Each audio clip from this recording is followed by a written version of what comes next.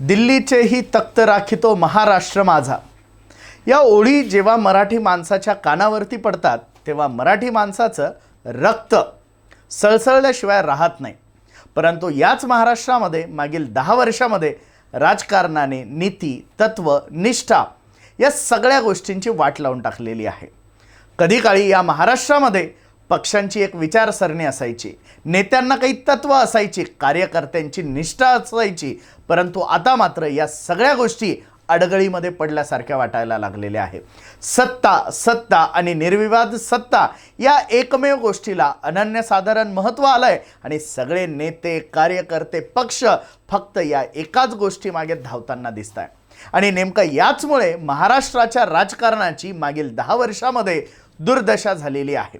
खरं तर हा व्हिडिओ बघत असताना तुम्हाला कदाचित वाटेल की या चॅनलवरती फक्त भाजपच्या विरोधामध्ये व्हिडिओ बनवल्या जातात का? परंतु महाराष्ट्राच्या राजकारणाची दुर्दशा नेमकी या 10 वर्षात कशी झाली हे शेवटपर्यंत ऐका आणि तुम्हीच ठरवा. नमस्कार, मी डॉक्टर महेश. आपण बघत आहात गोष्ट छोटी पण डोंगराएवढी. तर सुरू करूया मित्रांनो. 1960 मध्ये हा महाराष्ट्र एक मराठी मनाचं राज्य या देशामध्ये तयार झालं आणि तेव्हापासून महाराष्ट्राचं अनन्यसाधारण महत्त्व देशाच्या राजकारणामध्ये राहिलं. खरं तर स्वातंत्र्यपूर्व लढा असेल, स्वातंत्र्यासाठीचा लढा असेल आणि त्याआधीही ऐतिहासिक लढाया असतील, महाराष्ट्र हा नेहमीच देशासाठी लढला, झुंजला, वेळ प्रसंगी हरला, परंतु कधीही त्यांनी माघार घेतली नाही. असा हा महाराष्ट्र देशाच्या जडणघडणीमध्ये अत्यंत महत्त्वाचं असणारं हे राज्य. परंतु या राज्याचे राजकारणाची वाट लागली. खरं तर 2014 पर्यंत किंवा त्याच्या अगदी 2004 पर्यंत आपण म्हणूया, 2004 पर्यंत 2010 पर्यंत महाराष्ट्राच्या राजकारणामध्ये विचारसरणीला महत्त्व होतं, नीतिमत्तेला महत्त्व होतं, निष्ठेला महत्त्व होतं, प्रामाणिकपणाला प्रचंड महत्त्व होतं. काही कुटुंब आपल्या आजोबांच्या काळापासून तर नातवांपर्यंत कुठल्या तरी एका पक्षाच्या विचारसरणीला बांधील अशी होती. त्यांची निष्ठा कुठल्या तरी एका राजकीय झेंड्यासाठी बांधील अशी होती. परंतु नंतरच्या काळामध्ये मात्र महाराष्ट्राचं राजकारण बदलत गेलं. त्यानंतर 2012च्या आसपास महाराष्ट्राच्या राजकारणातली सर्वात महत्त्वाची व्यक्ती म्हटलं तरी खोटं ठरणार नाही असे बाळासाहेब ठाकरे यांचं निधन झालं. त्यानंतर किंबहुना त्या आधीच महाराष्ट्राचे लाडके मुख्यमंत्री विलासराव देशमुख यांचं देखील निधन झालं. 2008-9च्या आसपास प्रमोद महाजन यांचं देखील निधन झालेलं होतं आणि 2014 मध्ये महाराष्ट्राच्या ग्रामीण राजकारणाचा चेहरा, महाराष्ट्राच्या बहुजन राजकारणाचा चेहरा, महाराष्ट्रामध्ये बहुजनांचा आवाज असलेला चेहरा स्वर्गीय गोपीनाथ मुंडे यांचं देखील निधन झालं. म्हणजे एकूणच काय तर या 5-6 वर्षांच्या कालखंडामध्ये महाराष्ट्रातल्या अतिमहत्त्वाच्या नेत्यांचं निधन झालं. 2014 ही निवडणूक महाराष्ट्रामध्ये पहिले देशामध्ये लोकसभेची निवडणूक लागली आणि या निवडणुकीमध्ये सगळ्यात मोठा आणि महत्त्वाचा मुद्दा चर्चेत आला तो म्हणजे भ्रष्टाचार. खरं तर हा मुद्दा चर्चेत येण्यासाठी सुद्धा महाराष्ट्रच कारणीभूत होता. कारण महाराष्ट्राच्या अण्णा हजारे यांनी दिल्ली येथे एक आंदोलन सुरू केलं. लोकपाल या विधेयकासाठी त्यांनी हे आंदोलन सुरू केलं. अवघा भारत या आंदोलनामध्ये एकत्र आला. अवघा भारत जणू काही स्वातंत्र्याचा लढा लढतोय या ताकदीने या भ्रष्टाचाराच्या विरोधी लढ्यामध्ये सहभागी झाला. अण्णा हजारेंना अवघ्या भारतभरातून गांधीजींची उपमा देण्यात आली आणि या अण्णा हजारेंच्या या आंदोलनामुळे काँग्रेसचा भ्रष्टाचारचा बुरखा हा टराटरा फाडला गेला आणि त्यामुळे काँग्रेसच्या विरुद्ध या भारतामध्ये एक मोठी लाट आली आणि या लाटेवरती स्वार झाली ती म्हणजे भाजप. नरेंद्र मोदी हे पंतप्रधान पदाचे उमेदवार होते आणि राष्ट्रप्रेम, राष्ट्रहित, विकास या नावांनी अवघा देश भारावून निघालेला होता. भ्रष्टाचाराच्या विरुद्ध प्रचंड चीड देशभराच्या तरुणांमध्ये जागलेली होती आणि त्या वर्षी देशभरामध्ये सगळ्यात जास्त तरुण मतदार आलेले होते. समाज माध्यम, सोशल मीडिया याची एक नवीन जागा या राजकारणामध्ये तयार झालेली होती आणि याचा पुरेपूर फायदा घेत 2014 मध्ये नरेंद्र मोदी सरकार या देशामध्ये आलं. खरं तर काँग्रेस व्यतिरिक्त कुठल्या तरी एखाद्या पक्षाला इतकी मोठी सत्ता या 2014 या सालाने दिली आणि याच 2014 साली महाराष्ट्राचं राजकारण हे फिरायला लागलं. कुठेतरी शिवसेनेचं बोट धरून महाराष्ट्राच्या राजकारणामध्ये चंचू प्रवेश करणारी भाजप, राज्यामध्ये तुम्ही आणि देशामध्ये आम्ही असं समीकरण असणारी भाजप शिवसेना युती. परंतु या भाजप शिवसेना युतीला कुठेतरी नजर लागली आणि भाजप शिवसेना यांच्यामध्ये जागेवरून भांडणं व्हायला लागली. काँग्रेस आणि राष्ट्रवादी यांचा मोटिव्ह क्लिअर होता. त्यांना फक्त सत्ता, सत्ता आणि सत्ताच हवी असते. त्यांच्यासाठी राजकारण हा एक व्यवसायासारखा होता आणि त्याच्यामुळे राजकारणामध्ये युती आघाड्या बनत राहतात, तुटत राहतात. फक्त सत्ता मिळवणे हे अंतिम ध्येय, हे असं चित्र कुठेतरी काँग्रेस राष्ट्रवादीचं होतं. परंतु भाजप शिवसेनेमध्ये असं नव्हतं. हिंदुत्व, राष्ट्रहित, राष्ट्रप्रेम यांनी भारावलेली लोक या शिवसेना भाजप युतीसोबत जोडलेली होती. परंतु 2014 मध्ये पहिल्यांदा या युतीला नजर लागली. 2014च्या लोकसभा निवडणुकीनंतर भाजप 7व्या आसमानावर होती आणि शिवसेना हिंदू हृदय सम्राट बाळासाहेब ठाकरेंच्या मृत्यूमुळे कुठेतरी कोलमडलेली आहे असं चित्र भाजपने तयार केलं आणि त्यावरून आम्हाला जास्त जागा लागतील, आम्हीच आता राज्यात मोठे भाऊ असं भाजपने सुरू केलं.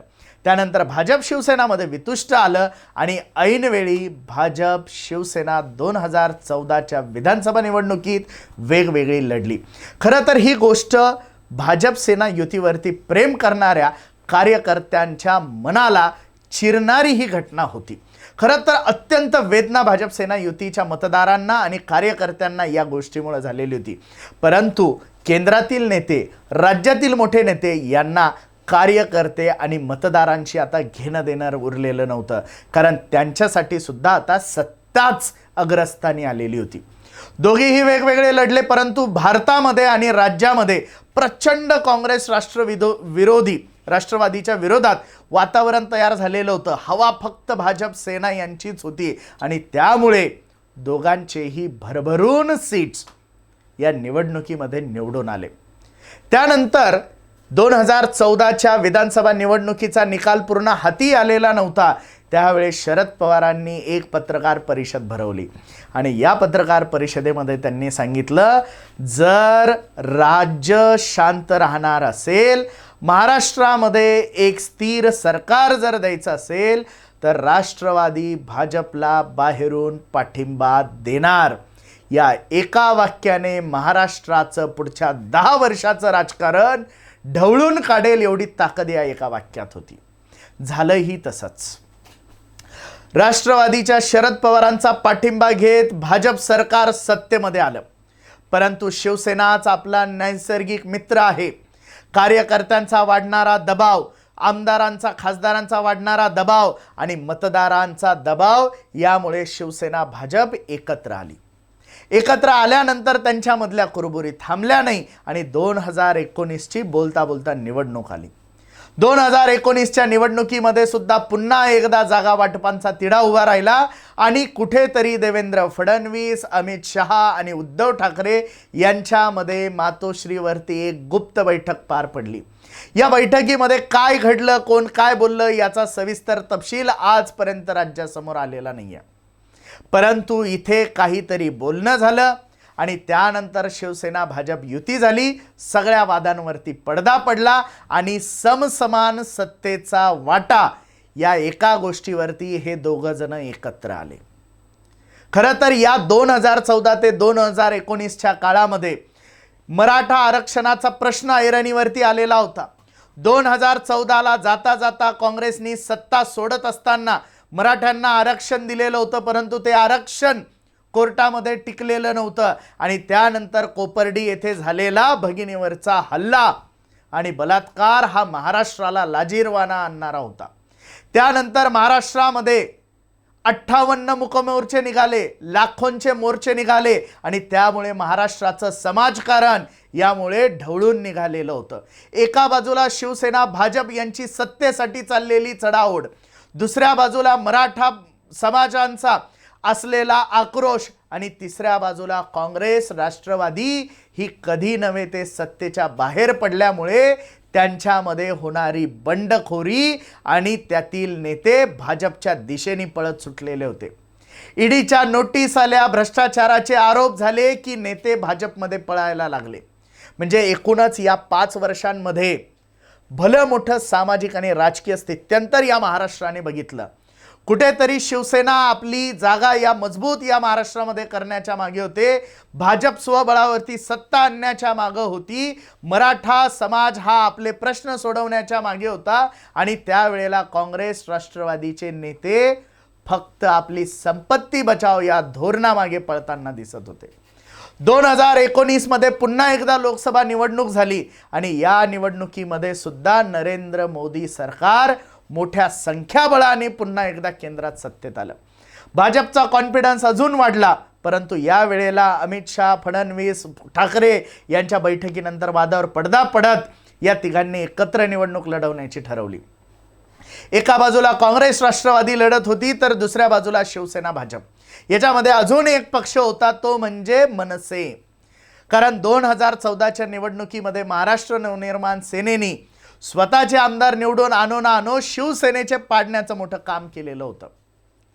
2019 मध्ये सुद्धा मनसे भाजपच्या विरोधात आणि राष्ट्रवादी काँग्रेसच्या बाजूने रिंगणात उतरली.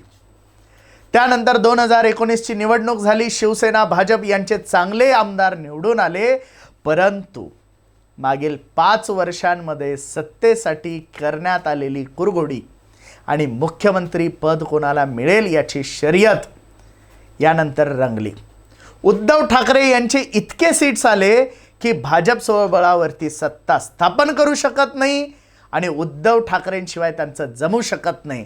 त्यामुळे उद्धव ठाकरे यांची बार्गेनिंग पॉवर वाढली आणि आता सत्तेचा समसमान वाटा होणार असं उद्धव ठाकरे आणि शिवसेना नेते बोलायला लागले. त्यानंतर देवेंद्र फडणवीस यांनी अजित पवारांना सोबत घेत पहाटेचा शपथविधी उरकला आणि अवघा महाराष्ट्र अचंबित झाला. पहाटे देवेंद्र फडणवीस आणि अजित पवार यांनी एकत्र येत शपथ घेतली. सकाळी लोकांनी उठून टीव्ही बघितली आणि अवघ्या महाराष्ट्राला 440 व्होल्टचा झटका बसला. जे कधीही महाराष्ट्राच्या राजकारणात होऊ शकत नाही ते त्या दिवशी पहाटे घडलं.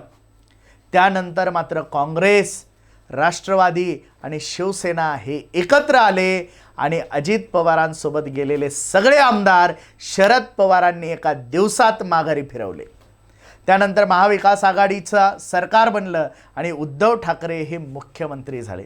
खरं तर ठाकरे कुटुंब म्हणजे सत्ता बनवणारं कुटुंब. ठाकरे कुटुंब म्हणजे सत्तेला आपल्या पायाखाली ठेवणारं कुटुंब. परंतु याच ठाकरेंना सत्तेचा हाव झाला आणि ते मुख्यमंत्रीपदी विराजमान झाले. आदित्य ठाकरे या निवडणुकीमध्ये उभे होते, त्यांना देखील मंत्रिपद मिळालं आणि तिथपासून भाजप हे काँग्रेस, राष्ट्रवादी आणि शिवसेना यांचं सरकार घालवण्याच्या पाठीमागे धावायला लागलं. 2022 मध्ये विधान परिषदेच्या निवडणुका आल्या आणि या निवडणुकीनंतर महाराष्ट्राने मोठा राजकीय भूकंप अनुभवला. एकनाथ शिंदे हे 40 आमदार आणि 10 अपक्ष आमदारांना घेऊन गुजरातला गेले आणि तिथेच उद्धव ठाकरे आणि महाविकास आघाडीचं सरकार कोसळणार हे तय झालं. त्यानंतर उद्धव ठाकरे यांनी मुख्यमंत्रीपदाचा राजीनामा दिला. एकनाथ शिंदे यांनी भाजपसोबत जात मुख्यमंत्रीपदी विराजमान झाले. खरं तर महाराष्ट्राच्या राजकारणामध्ये बंडखोरी नवीन नव्हती, परंतु या बंडखोरीचं चित्र हे अत्यंत नवीन होतं. या बंडखोरीचा मार्ग अत्यंत नवीन होता. या बंडखोरीची पद्धत अत्यंत नवीन होती. कारण या बंडखोरीने फक्त आमदार नेले नाही, तर या बंडखोरीने राजकीय पक्ष, त्या पक्षाचं चिन्ह आणि त्या पक्षाचं नाव हे सगळं घेऊन गेले. एकूणच काय, एकनाथ शिंदे यांना कोर्टाच्या माध्यमातून शिवसेना पक्ष, चिन्ह, नाव हे सगळं काही मिळालं आणि त्यामुळे पूर्ण भारतामध्ये बंडखोरी करण्याचा नवा मार्ग जर या देशाला कोणी दाखवला असेल तर तो या महाराष्ट्राने दाखवला. त्यानंतर अजित पवारांची बंडखोरी झाली. शरद पवार यांच्या राष्ट्रवादी काँग्रेसचे 2 तुकडे झाले. पुन्हा एकदा त्याच पद्धतीने अजित पवारांना सुद्धा पक्ष, चिन्ह आणि नाव मिळालं आणि अशा प्रकारे अजित पवार, शिंदे, फडणवीस यांची महायुती, तर ठाकरे, शरद पवार आणि काँग्रेस यांची महाविकास आघाडी झाली. आता 2024च्या निवडणुका लागलेल्या आहे आणि या सगळ्या गोष्टी होत असताना या सगळ्या राजकीय लोकांचं फक्त सत्ता हे केंद्र आहे. नीतिमत्ता, निष्ठा, विचारसरणी, तत्व हे सगळे बासनात गुंडाळले गेलेले आहे. त्यानंतर इथे राजकीय नैतिकता आता अस्तित्वात उरलेली नाही. विकासाच्या योजना याबद्दल कोणी बोलायला तयार नाही. जर या महाराष्ट्रामध्ये काही वाईट जर घडलं, चिमुकल्यांवरती बलात्कार घडला आणि त्यानंतर सुद्धा या महाराष्ट्रामध्ये राजकीय पक्ष फक्त राजकारण करत राहिले. विरोधी पक्ष सत्ताधाऱ्यांना नाव ठेवतात, तर सत्ताधारी आंदोलनामागे विरोधी पक्षाचा मेंदू आहे असं म्हणून बाजू मारून नेतात. हे दोघंही एकमेकांना शिव्या देतात आणि सामान्य लोकांना वेड्यात काढतात. कुणाची एकाची बाजू घ्यायला गेलं तर आपोआप आपण दुसऱ्यांच्या विरोधकांच्या रडारवर येतो. भाजपच्या बाजूनी बोललो तर भक्त होतो आणि भाजपच्या विरोधात बोललो तर चमचा होतो. अशा प्रकारचं वातावरण या महाराष्ट्रामध्ये तयार करण्यात आलं. म्हणजे या राजकीय पक्षांबद्दल बोलायचंच नाही. या राजकीय पक्षांना कुणीही नाव ठेवायचं नाही. जर काँग्रेसचं चुकलं आणि तुम्ही जर बोललात तर तुम्ही भाजपचे भक्त आहात. भाजपचं काही चुकलेलं असल्यावर तुम्ही जर बोललात तर तुम्ही काँग्रेसचे चमचे आहात. हे इथे आता समाज माध्यमांवरती काही टोळी सक्रिय झालेले आहेत. त्या फक्त तुम्हाला हे दाखवण्यासाठीच टपून आहे की तुम्ही भक्त आहात किंवा चमचे आहात. मग या महाराष्ट्रामध्ये कोणी नागरिक म्हणून राहणार की नाही? या महाराष्ट्रामध्ये विचार मांडण्याचं स्वातंत्र्य राहणार की नाही? या महाराष्ट्रामध्ये सुशिक्षित लोकांनी राजकारणाबद्दल बोलायचं की नाही? एवढी घाणेरडी अवस्था या सुशिक्षित समृद्ध महाराष्ट्राची या सगळ्या राजकीय पक्षांनी मिळून केली. गरिबांबद्दल इथे बोलायचं नाही, योजनांबद्दल बोलायचं नाही, विकास कामांबद्दल बोलायचं नाही. जर तुम्ही बोललात तर तुम्ही सत्तेच्या विरुद्ध म्हणजे काँग्रेसचे चमचे आहात. महाविकास आघाडीचं सरकार असताना जर तुम्ही हे बोललात तर तुम्ही भाजपचे अंधभक्त आहात. याचा शिक्का तुम्हाला फुकट समाज माध्यमांवरती मारून मिळेल. त्यामुळे सामान्य लोकांनी राजकारणाबद्दल बोलायचं नाही. हे या लोकांनी इथे पेरलं. इथे फक्त त्यांचे कार्यकर्ते, त्यांचे चमचे आणि त्यांचे अंधभक्तच बोलतील. तुम्ही फक्त शांत बसून हे बघायचं. त्यानंतर महाराष्ट्राच्या राजकारणामध्ये सत्ता मिळवण्यासाठी फुकट्या योजना वाटण्याची स्पर्धा लागली. जे महाराष्ट्र देशाला आर्थिक पद्धतीने समृद्ध करतं, जे महाराष्ट्र शिक्षणाच्या बाबतीत देशाला समृद्ध करतं, जो महाराष्ट्र देशाला सगळ्यात जास्त पैसा देतो कराच्या माध्यमातून, त्या महाराष्ट्राला फुकट्या योजना वाटून खुबडं करण्याचं, दुबळं करण्याचं, अपंग करण्याचं काम हे सगळे राजकीय पक्ष मिळून करायला लागले. शेतकऱ्यांच्या प्रश्नांबद्दल इथे कोणालाही बोलायला वेळ नाही आहे. सगळे जाहीरनामे आले, परंतु त्या जाहीरनाम्यांमध्ये फक्त आणि फक्त फुकट्या योजना आहे. ना विकासाचा कुठला दृष्टिकोन, ना सामाजिक बांधिलकीचा कुठला दृष्टिकोन, ना याच्यामध्ये तरुणांसाठी येणाऱ्या काळामध्ये असलेल्या संधींबद्दलचा दृष्टिकोन. सगळं काही बासनात गुंडाळलेलं आहे. इथे चालतात त्या फक्त फुकट्या योजना.